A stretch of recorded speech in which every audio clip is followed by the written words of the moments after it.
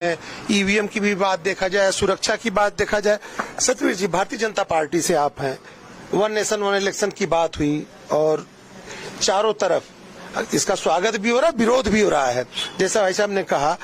और ऐसे में एकाएक चुनाव में जाना या चुनाव की बात करना, क्या लगता है कि इस समय सही है?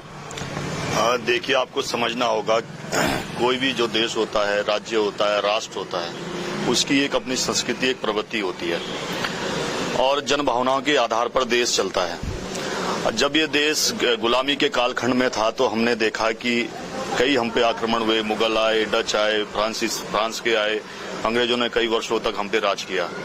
जब जन भावनाएं लोगों के अंदर आई तब आजादी का जो बिगुल हुआ, तो जन भावनाएं अगर ना होती तो मुझे लगता है कि हम आज भी गुलामी का दंश झेल रहे होते। आज जो वन नेशन वन इलेक्शन की जो बात है, ये जन भावनाओं का सम्मान करते हुए हमारी भारतीय जनता पार्टी केंद्र की सरकार ने इस पे एक कदम बढ़ाया है। मैं विपक्षी दलों से भी चाहता हूं, उनका भी इसमें स्वागत है कि आप भी देश की प्रगति और उन्नति में, समृद्धि में आइए और वन नेशन वन इलेक्शन की तरफ बढ़िए। जहां तक वन नेशन वन इलेक्शन की एक और बात मैं आपको बड़ा रोचक बताना चाहता हूं, दर्शकों को भी बताना चाहता हूं।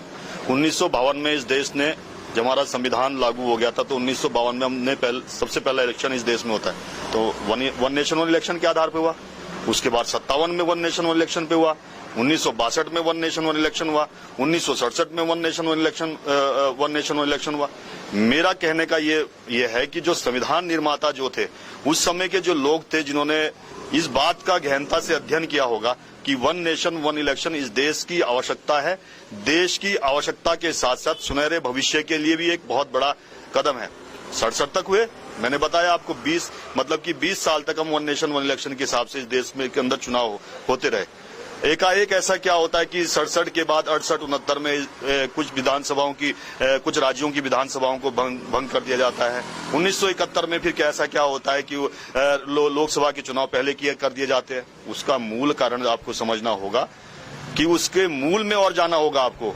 वो इसका मूल ये था कि जब कांग्रेस की अपनी जड़ें कमजोर होने लगी, जनसंघ मजबूत होने लगा, क्षेत्रीय दल मजबूत होने लगे, अन्य जो दल है जो मजबूत होने लगे, जो राज्य से लेके राष्ट्रीय स्तर तक उनकी अपनी पकड़ बनती रही, उसके बाद कांग्रेस ने बड़ा गहनता से इसको समाप्त करा। धीरे धीरे पहले विधानसभाओं में विघ्न डाला, वहां की विधानसभाएं भंग करी, उसके बाद नेशनल लेवल पे किया। आज फिर से वही मांग उठी है और ये जन भावनाओं का आधार करते हुए भारतीय जनता पार्टी ने वन नेशन वन इलेक्शन की तरफ और बढ़ी है। मैंने बड़े हृदय से कहा कि बड़े मन से सबको आना चाहिए, देश की प्रगति में सबको आना चाहिए। आप समझिए कि हमारा सुरक्षा बल जो देश की सीमाओं की सुरक्षा के लिए है, उसको चुनाव की ड्यूटी में लगाना पड़ता है। जो न्यायिक व्यवस्था से जुड़ा, एक मिनट में कंप्लीट करने दीजिए, न्यायिक व्यवस्था से जुड़ा हुआ जो हमारा पुलिस का अधिकारी है, उसको चुनाव की ड्यूटी में आना पड़ता है। और जो हमारे स्कूल के कर्मचारी है, अन्य कर्मचारी है, उन सबको इसमें आना पड़ता है। समय कितना खर्च होता है और दूसरा ये कि कितना पैसे की खर्च होता है। जब एक बार में चुनाव होगा, जनता जिसको परिणाम सुनाए, जनता जिसके प्रति अपनी श्रद्धा प्रकट करे, मगर देश के हित में तो कम से कम हमें आगे बढ़ना पड़ेगा। ये कब तक जो हमारे संविधान निर्माताओं ने जिस विषय पे गहनता से अध्ययन करके वन नेशन इलेक्शन बनाया था, उसको खत्म कैसे किया? मेरा कहने का विषय ये है कि आज फिर से हमको लगता है कि जब हम विकसित भारत का सपना देख रहे हैं, तो वन नेशन वन इलेक्शन के बिना विकसित भारत संपन्न नहीं हो सकता है। लेकिन वन नेशन वन इलेक्शन ये आज से नहीं, जब मोदी जी मुख्यमंत्री हुआ करते थे तब से उन्होंने ये बात एप्रिशिएट भी किया जा रहा है। लेकिन सरकार की मंशा पे प्रश्न उठ रहे हैं कि ऐसे समय में सारी चीज को, मैन पावर को कैसे करेंगे, सुरक्षा व्यवस्था कैसे देंगे, ये जो मंशा है सरकार की, उस पे प्रश्न चिन्ह लग रहे हैं। देखो संजय जी, किसी भी देश के लिए सबसे कॉम्प्लेक्स चीज होती है वहां की आर्थिक नीति। जब इस देश के अंदर जीएसटी लाया जा रहा था, गुड एंड सर्विस टैक्स लाया जा रहा था, तब क्या कहा जा रहा था कि पूरे देश में लागू नहीं हो सकता, इसमें बहुत सारी दिक्कतें आएगी। गब्बर सिंह टैक्स तक इसका नाम देने का काम किया कि इसकी आधी रात को इसको लागू करने का काम किया। आप आज देखिए जीएसटी किस स्थिति में है। उत्तराखंड जैसे राज्य के लिए ये शंका पैदा की गई थी कि ये एक इस प्रकार का भौगोलिक स्ट्रक्चर इसका है कि पठार भी है, पहाड़ भी है, जिसका 86% भूभाग तो पहाड़ का है, 14% भूभाग इसका पठार का है। ये तो त्रस्त हो जाएगा, इसकी व्यवस्था ध्वस्त हो जाएगी। आज जब भारत सरकार आंकड़े रिलीज करती है, 18% औसत दर है केंद्र की, 19% के दर है हमारी, और आप सोचिए कि जीएसटी के लिए इतने इतने कहा गया था, आज जीएसटी किस स्थिति में? पूरा विश्व चकित है कि भारत ने किस प्रकार से इसको मजबूती से लागू करा और आज धरातल पर इसके परिणाम सबको सामने दिखते हुए आ रहे हैं। वैसे ही मैं बताना चाहता हूं, कांग्रेस के प्रवक्ता कह रहे थे कि हमें मंशा है कि ये किस प्रकार से लागू होगा, कैसे होगा, क्या इसके रूल्स एंड रेगुलेशंस होंगे। तो मैं ये भी कहना चाहता हूं, आप उन लोगों पर भी प्रश्न खड़ा कर रहे हैं जिन्होंने 4 बार ये एक वन नेशन वन इलेक्शन करवाए, 52, 57, 62, 67।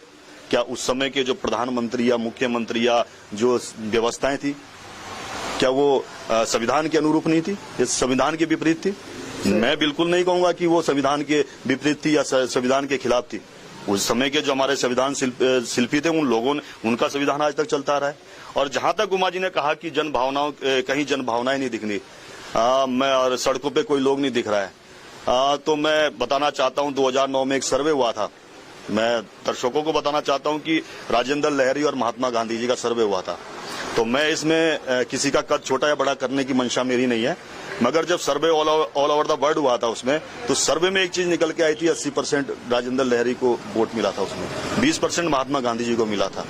तो आप इस बार क्या उस सर्वे को नकार दोगे? क्या जनता की आवाज केवल सड़कों पे निकलती है? जनता की आवाज को समझना पड़ता है। और जहां तक वन नेशन वन इलेक्शन की बात में थोड़ा सा उसका छोटा प्रारूप आपको दिखाना चाहता हूं। अभी महाराष्ट्र के अंदर चुनाव है, वहां 3 से 4 से 5 फेज में मिनिमम वहां चुनाव होते थे। इस बार एक फेज में चुनाव हुआ, कितना हमारा आर्थिक बल बचा, हमारे सैनिकों की ड्यूटियां बची, हमारे केंद्रीय कर्मचारियों की, राज्य कर्मचारियों की वहां पे बची। एक ही फेज में इलेक्शन हो गया।